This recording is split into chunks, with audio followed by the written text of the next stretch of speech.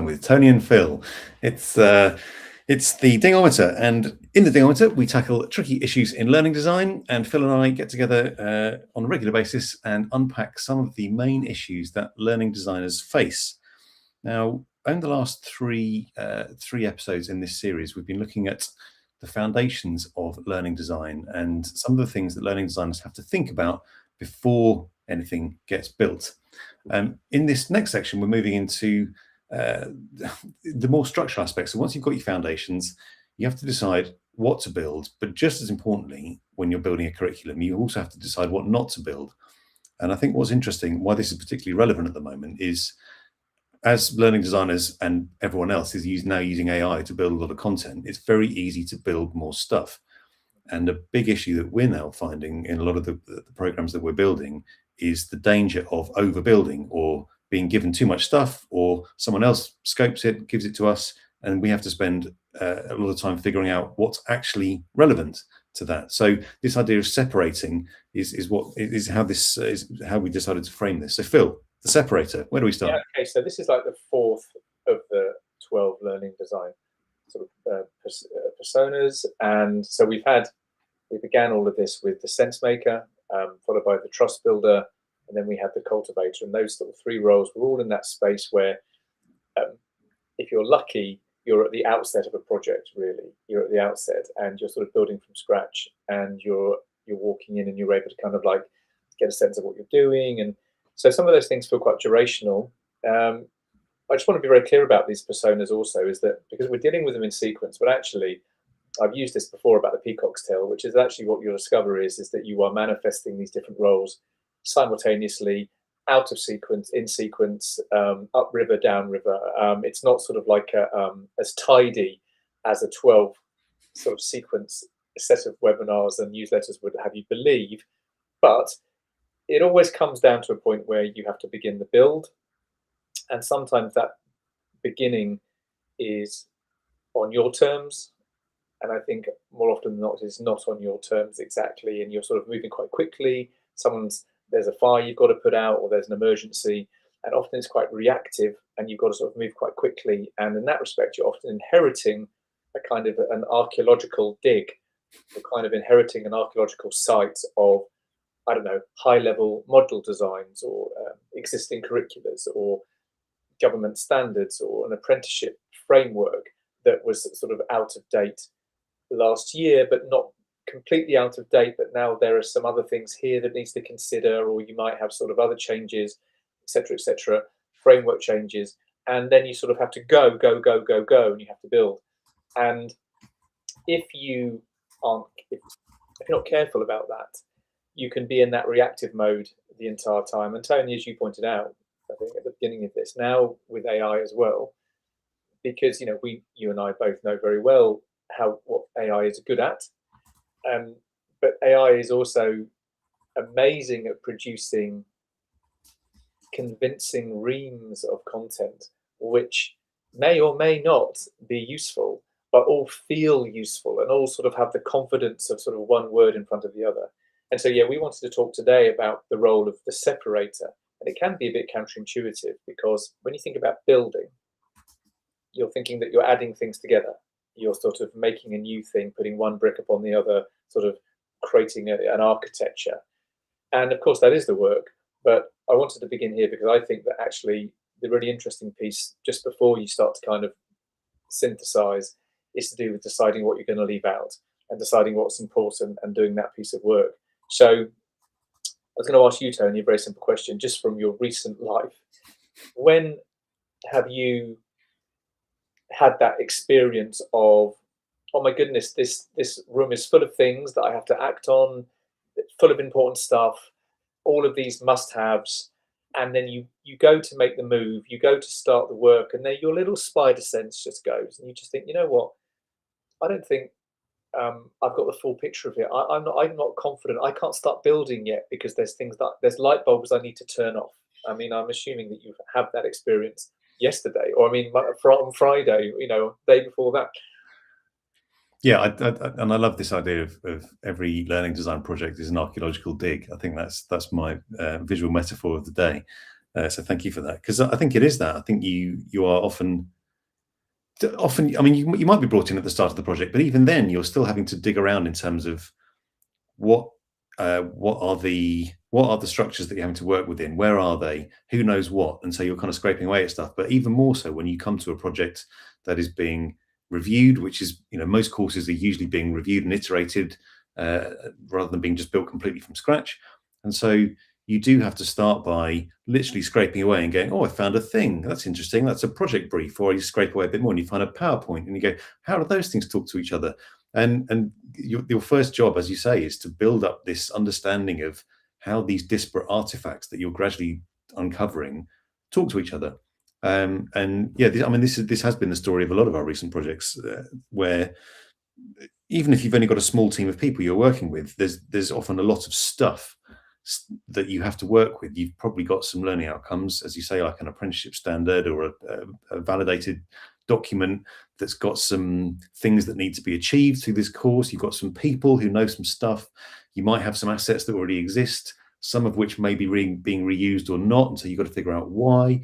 And so there's an archaeology aspect to it, but there's also a big systems design aspect to it, because, and this is weird, I think this is why learning design is often hard to talk about, because if you when these things are brought together, these artifacts and these people and these things, a learning experience suddenly happens, but it emerges out of the interplay of these disparate artifacts, which is it's a real complexity piece. You've got all these bits, and then something happens when you bring these things together. And so what you're trying to do is figure out, if I've got all of this, and if this is what we're supposed to achieve, does this collection of disparate assets actually produce that? And if it doesn't, where are the holes? So yeah, I think the first thing is, as you say, you've got to figure out what you've got before you can build anything.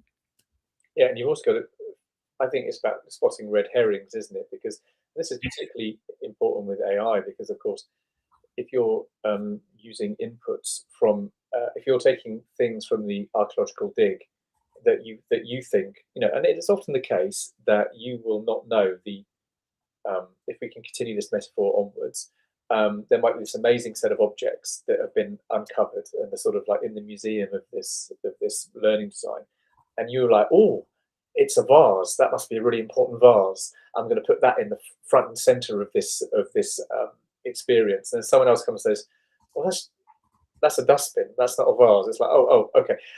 So you can, if you don't know the subject area, which often I think we're not supposed to. We're coming into kind of like to think about that.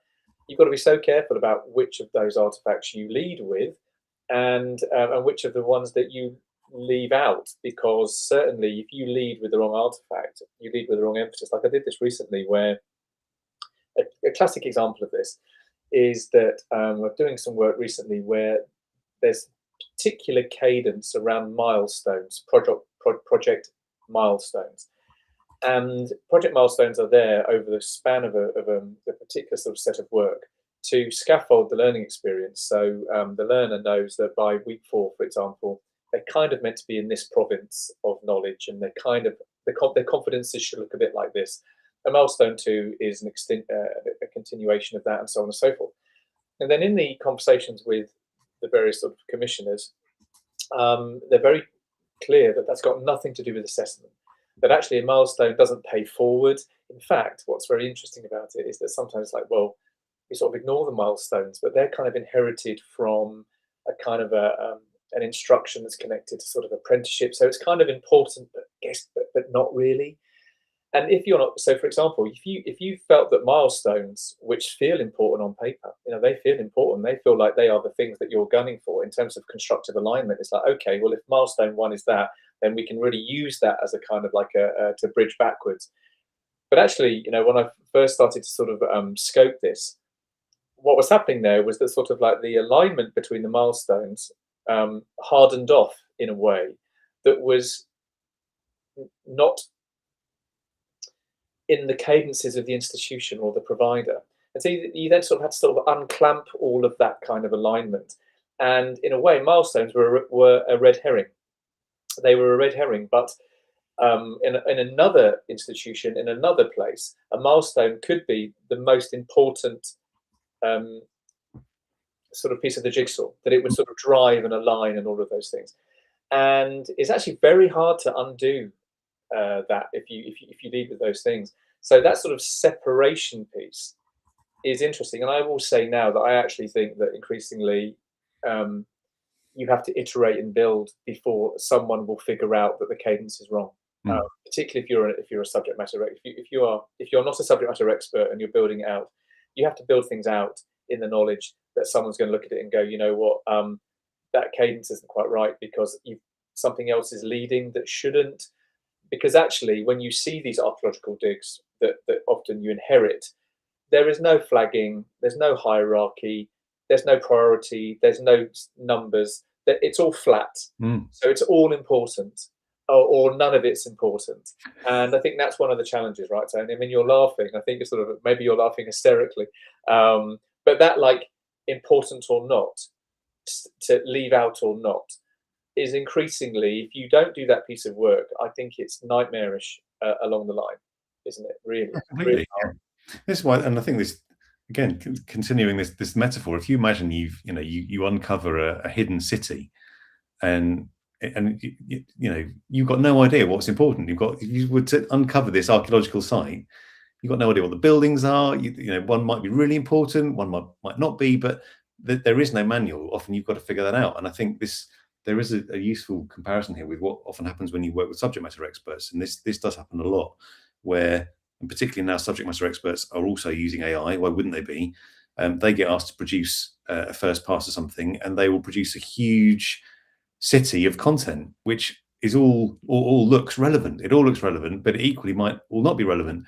And I think that the one thing, something that you started doing that I now find really useful, is to just do what you call a quality assurance pass at the start. So you go, right, these are the outcomes that we need to hit. This is the city. This is all the stuff.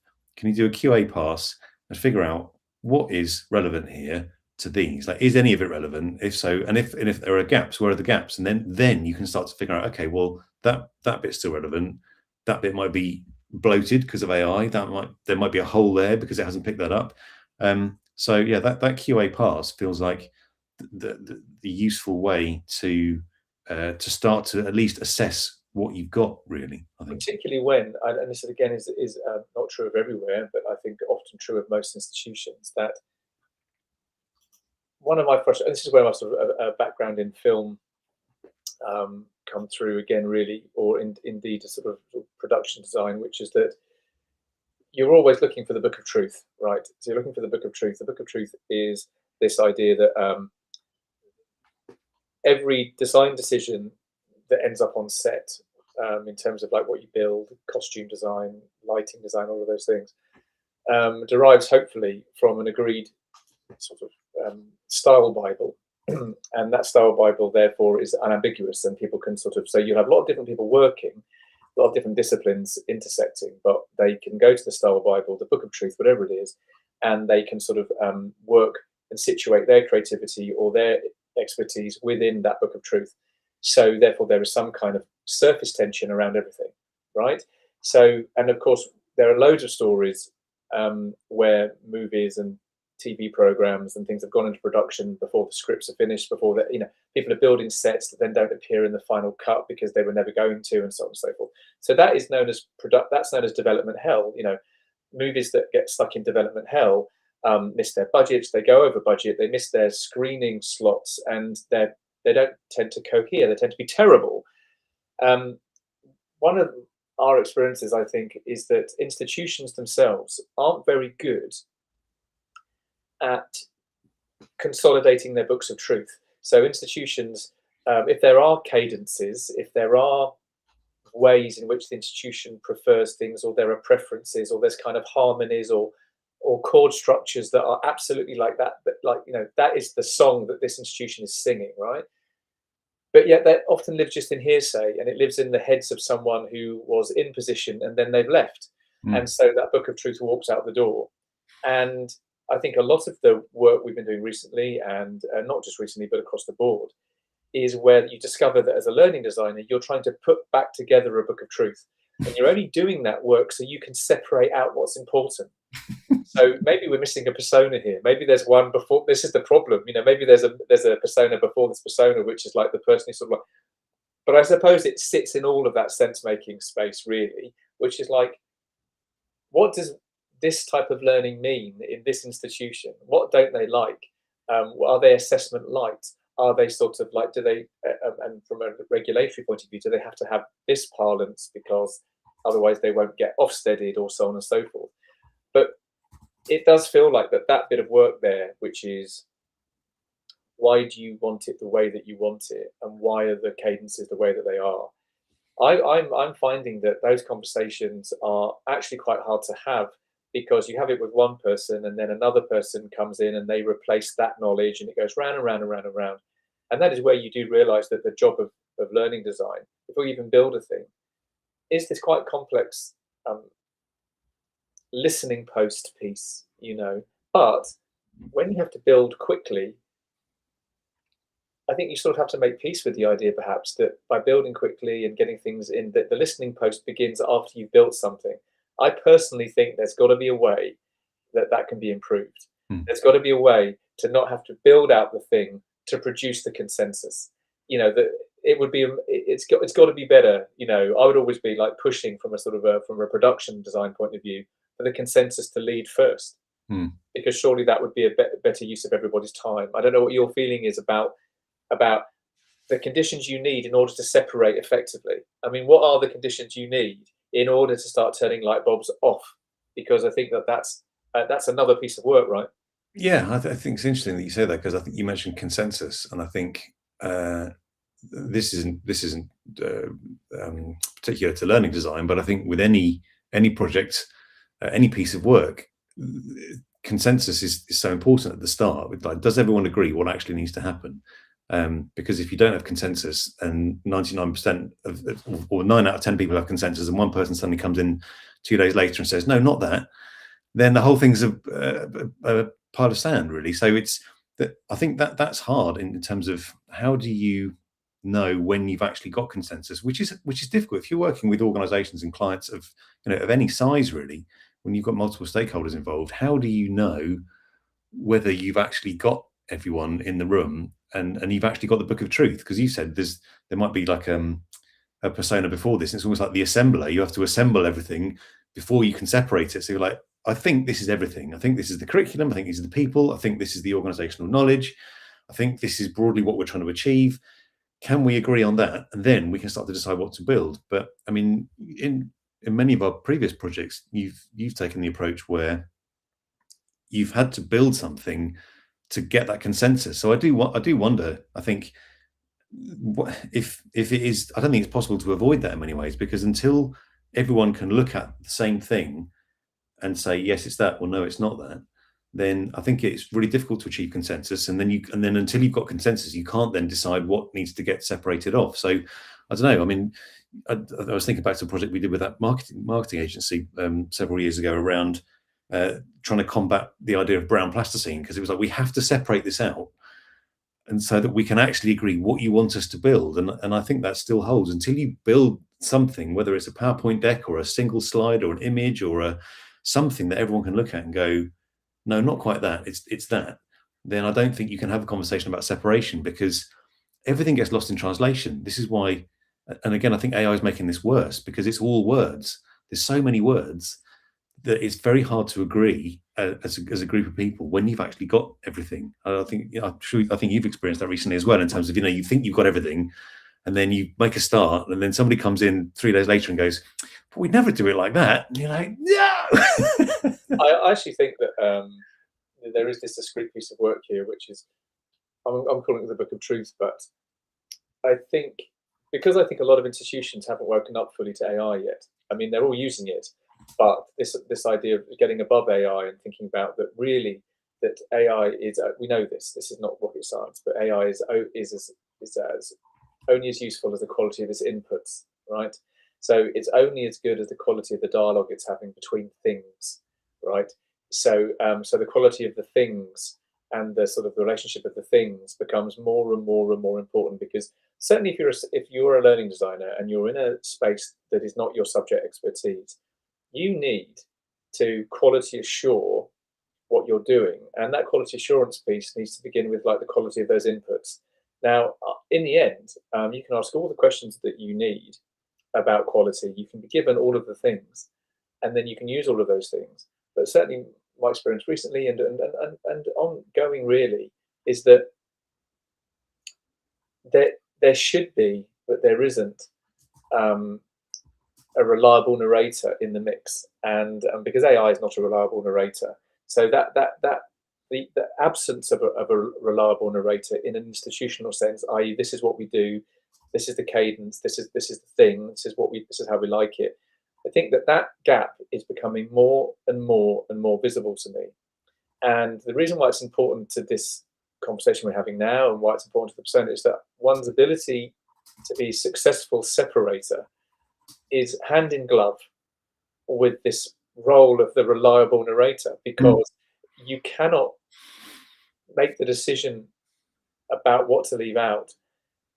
You cannot leave that to AI. And also, I don't think a learning designer, for example, you and I already, we know this, right? You and I have quite strong views about what should lead learning. We also know that in a compliance space, it doesn't matter what you and I might think about what leads learning, because the compliance piece has to press a series of buttons in its own universe to the satisfaction of other people. So it's not even the case, I think, that learning designers, in terms of where our authority lives, it doesn't live with learning theory either.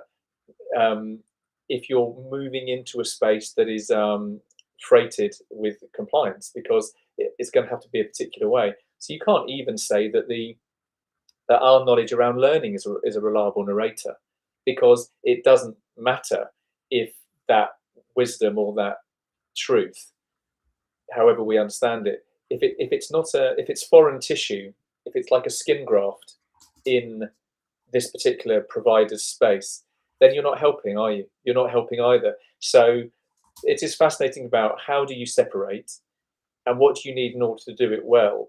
And in the end, the truth is, for both you and I, we have to do it sometimes with our guts. But I am always looking for the solid ground. It's like I want to be able to very confidently say, I'm going to lead with this, I'm going to get that to talk to that, I'm going to make these things get into dialogue, and then as a learning designer, I've kind of done my quality assurance, I've done my piece.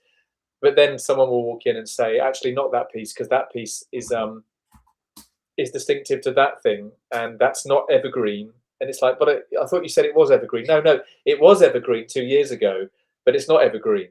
So and it goes round and round like that, and it can feel like a tremendous waste of time, unless we're going to characterize the role as building things in order to produce consensus. And if you're doing it that way, then maybe financially, there's a view where we'd have to sort of have a discussion around that build needs to get paid for differently. Do you know what I mean? It has to be costed in, because it's otherwise it's time and money, isn't it? You know what I mean? I think I'm just making some notes there, because I think that is very interesting. Hang on. Hey, are you live noting during? Yeah, nice. So we had a comment in the chat, which is interesting, which is who trains AI systems to give professional feedback on learning experience design? And I think that's a great question, because I think that also applies to any professional discipline. Who trains AI systems to give professional feedback on anything? And I think this follows on from what you were saying, Phil, which is, I think AI is obviously, this is, I'm going to say some obvious things here, but it's no replacement for expertise. And to do anything useful with an AI generated output, you have to have some expertise, either your own or someone else's, to evaluate whether what you're looking at is what is needed. And this idea of consensus is increasingly interesting to me, because it does actually get to the heart of what learning is, in a way. I'm thinking on the fly here, so my brain there might be a brain fart that might not be very useful, but I'll try. Because effectively, learning or you can frame learning as a complex system. It's a constantly changing interaction or relationship between people and things and items and artifacts, and that is constantly evolving. And I wonder if the quest for the solid ground is a perpetually elusive quest, because if it requires everyone to agree on what's going to be built. And I wonder if, so for example, with a film, we've talked a lot about the similarities between films and learning design, and there are many in terms of the role of the director, the editor. But I want with a film, when it's made, it's made. It's very rarely going to get disassembled and remade. It might get remade as a different version, but that film will always stand as a finished artifact. It never gets broken open and kind of reimagined. Whereas courses do. They get made, they get finalized, they get signed off, they get shipped, they get run, and then they get broken apart and bits get added and bits get taken away. And I think this idea of consensus is really important there, because if we accept that a course or a program of learning is constantly evolving, because that's just the nature of what we're dealing with. These things are always constantly evolving and updating. That always involves an interrelationship between content, learning outcomes, and people. And people's opinions as to what needs to be foregrounded and taken out will always be changing. So you might have some solid ground for a period of a year, 18 months while that course stands. But then, like you say, that person will leave, or the requirements will change, or the apprenticeship standard changes. And then you're back in the washing machine again, and it all has to But just. yeah, I agree with you there, but there's something about I think there's something about archaeology here, to return to that, right? Because it's going to sound really boring what I'm going to say now, so I apologize if people are gripped by the colourful metaphors, like gripped by, like, what are they going to say now? Films, archaeology, what? There is something about file naming conventions, because the thing that, the ability to sort of build in a temporal continuity. So I don't know what sort of quality assurance documentation looks like. I'm sure in very established spaces it's exactly that. It's a folder with kind of like you could dig all the way down and have all the versions. And maybe we're just having an experience where things are very atomized and sort of there are bits and bobs and there are little versions. But what I've been doing, as I've kind of been tracking through my changes, is I've been quite careful to sort of sounds really boring, but name my files after the day of the week that it is. So because in order to sort of to look at what is changing, what is separating between iterations, because we're in a world of AI or sort of acceleration. I know that one of the most valuable things that you could do after this period of time is you could put sort of 4 or 5 iterations together, get a discussion going on between these iterations, and then figure out what actually happened between those iterations to try and move towards something that is a bit more evergreen and that is a bit more, oh, okay. So there's something around, in order to separate the way that you are organizing and storing information, particularly in this AI world, is key. And I, as you know me, I like to pull things down and tangibilize them so I can put them in a sequence, because I can then understand that this iteration followed that one. Because I don't know about you, but in order to separate out what's good and what was working, it's so easy to lose what you had as well, isn't it? It's so easy to end up in the place where you've gone trod sort of unpleasantness through your last piece of work, or not, or also not know why something has got started. But I do think, again, a very practical example of this is that I think sometimes I'm just an old grump, in a sense, like an old grump. But we know that sort of like a lot of these moments start with an SME. So the course doesn't exist, or a suite of units that doesn't exist. It's got kind of a high-level module design or something. It's like, what we need is an SME. Right, let's get an SME involved. And that SME, that subject matter expert, will be given potentially that same high-level module, that kind of like bunch of words, and in a sort of a table form. And then they'll be sort of challenged to write the course.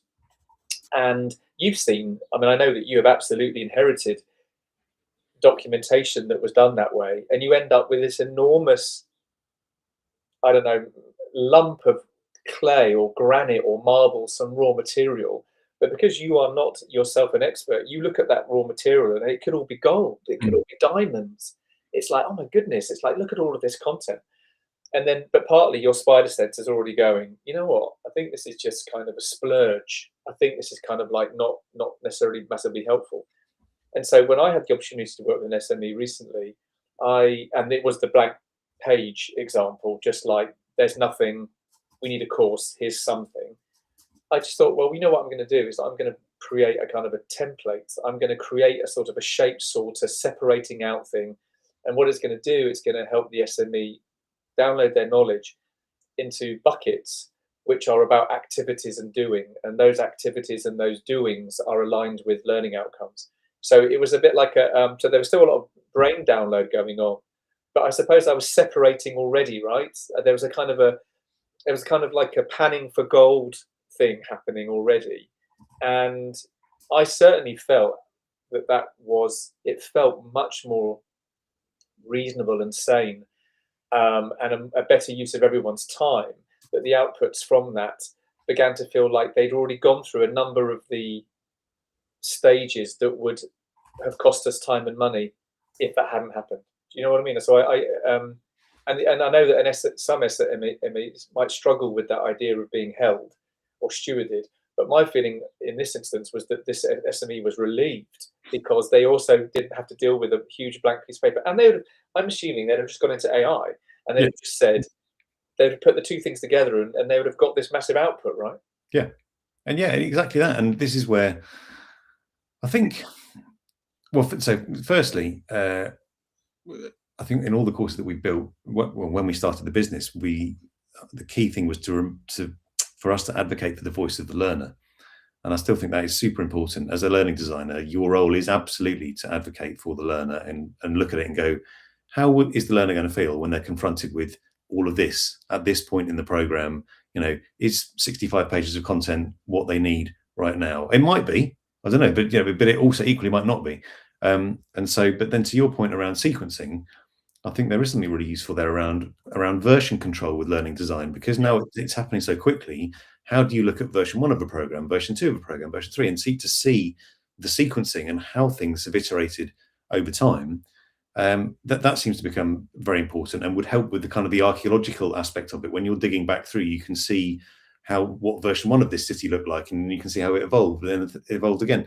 So I think all that's important. And you mentioned separating content from activities. I think that, again, that's very important, because I think because of AI, there is a bit of a danger. I'm not going to say it's a learning crisis, because I mean, no one needs another crisis, do they? But I think there's a danger that AI will not bring learning into disrepute, but it will make it's increasingly difficult for people to learn anything, because there's so much stuff to wade through. That this goes back to your idea right at the start around this idea of less is more. How do you get rid of it all to go, what is actually important here? What do these people actually need to do? And what is the minimum I can give them to get them to the learning outcomes? And that is something that's happening a lot in the work we're doing at the moment, is particularly, as you say, with SMEs, how do you look at that AI generated lump of stuff and go, I have no idea what's important here, because I'm not an expert in whatever. I'm a learning designer, but I need to know which bits of this are useful, and I need to be triangulating between the useful content, the learner, and the learning outcomes. And I've got to try and make some kind of relationship between those things so that I can make some informed decisions here. And I do think this separation role is very important in a world where we're getting more and more stuff, more and more words, because it's going to make learning anything really hard. If you've just got to wade through all of this, then I think it's going to make it really difficult. We've got a question in the chat that maybe a new coding or tagging system must be developed, AI orientated, so it gives some kind of control on authenticity based on each discipline's protocols. Yeah, that's a really interesting comment. Thank you for that. Because it does feel like we need a way to sift through all of this AI stuff. Otherwise, it's like silt, isn't it? It's like there's piles of it. How do you figure out which bits matter to which people and why at which moment in time? And this idea of a timeline, I think, starts to get very interesting in terms of being able to look back and see what was built then, what was right, what needs to be kept, what needs to be got rid of. But yeah, we need to do something about it, because otherwise it is going to be difficult to learn anything. I mean, I think it's because you know my views on AI, which is that I think that it does some things reliably, much more reliably than humans, which I know is like you're not supposed to say that, really, but it's very good at a particular bit of heavy lifting, and but at the same time, I'm amazed how many times, and this is the chasing of the perfect machine, how many times you think that you've preemptively said, don't do that, align it, do this, blah, blah, blah, and then it will do something, and then suddenly you realize that you've got another bulge or you've got an addition. It's become additive as opposed to subtractive. Mm. But there are moments when it is hands down more incisive, but it's only incisive because you've asked the right question, and because you've got the dialogue between the various things right. But I think we're sort of, certainly I think in some of the conversations I've been having recently, where the failure of the Book of Truth idea, and it doesn't seem to me to be unreasonable or ambitious to think that if there's a particular sort of type of course that's done a lot, and it does sort of feel like that there should be a way that becomes an input, like this, the thing that the learning designer does not have to worry about. They should not have to worry about or refine or reestablish the preferred cadence of an institution. It just shouldn't. I mean, I feel like that's not, that's one of the things that AI should be removing from the learning designer's role, which is having to be the I don't know, scurry around, sort of listening at doors to figure out what people really mean by X. It feels like that's and we had that piece of work recently.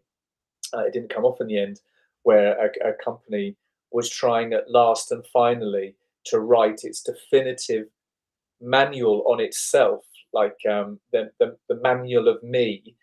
So all the people who had to leverage the messaging in that company could leverage it from the same space.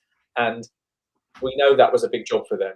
We know that it was a huge job, and it got bigger and bigger and bigger because they suddenly realized that they were talking about every little minutiae of the company. And maybe it is a fool's errand to believe that you can do that.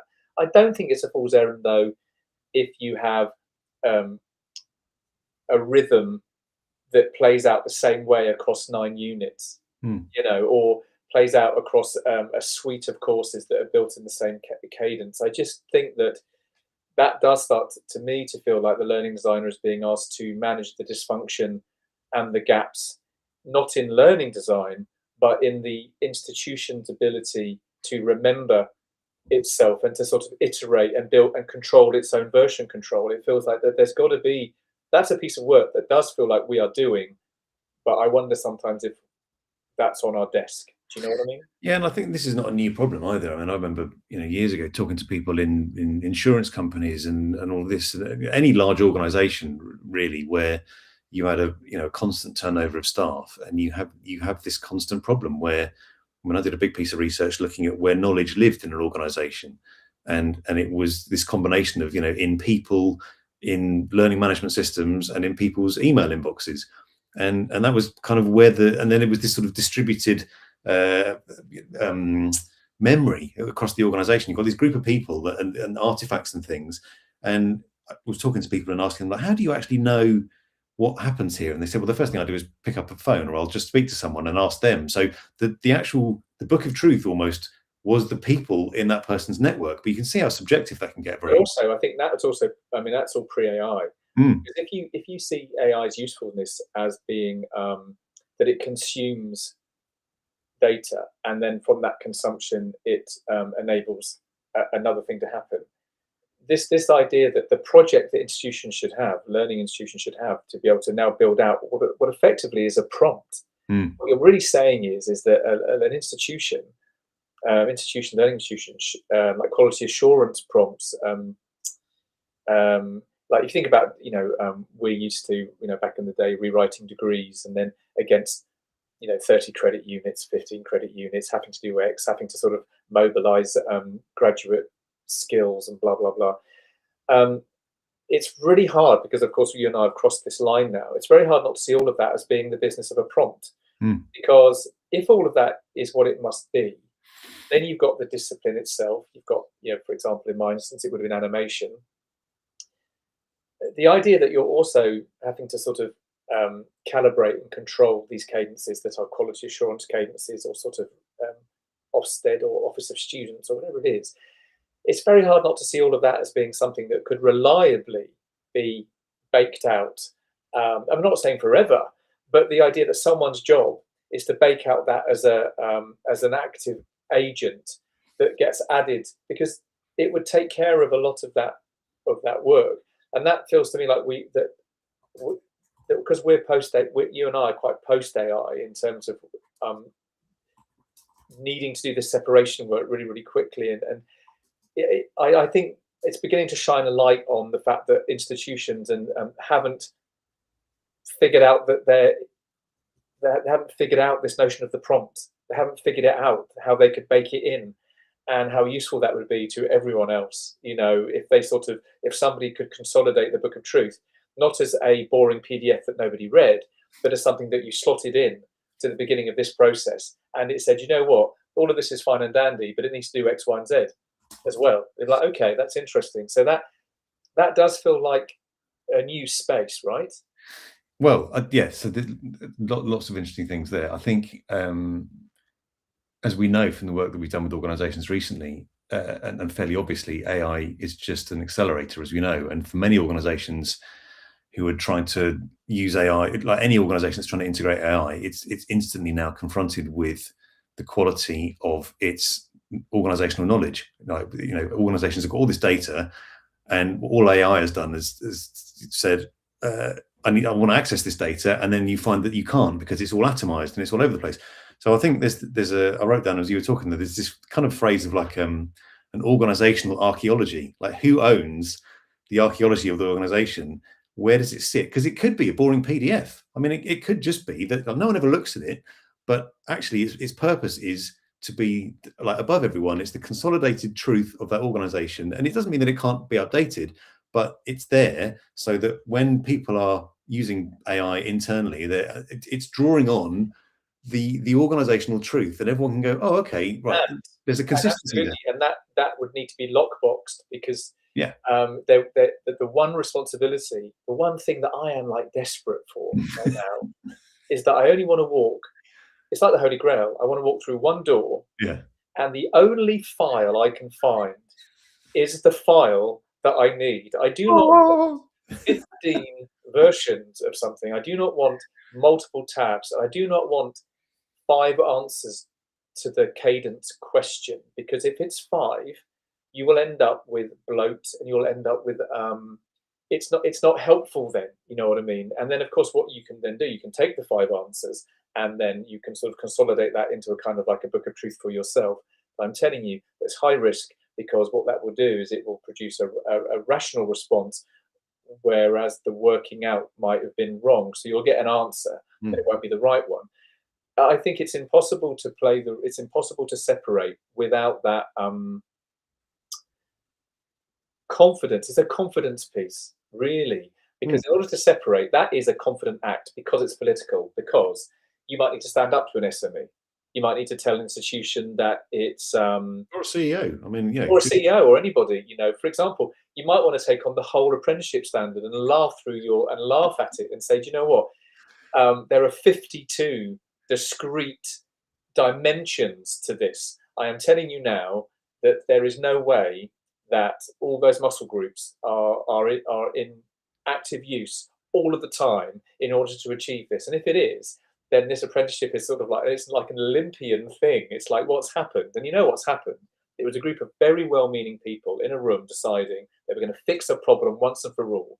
There were always young people who weren't quite sort of like being able to bridge from education into the workplace. So we're going to build out this elaborate bridge. And there are like 52 steps to it's like, seriously, that is absolutely the additive model. That's add. And when I did that work with the design construction standard, I was confronted by these multiple standards. And the first thing I did was think to myself, you know what?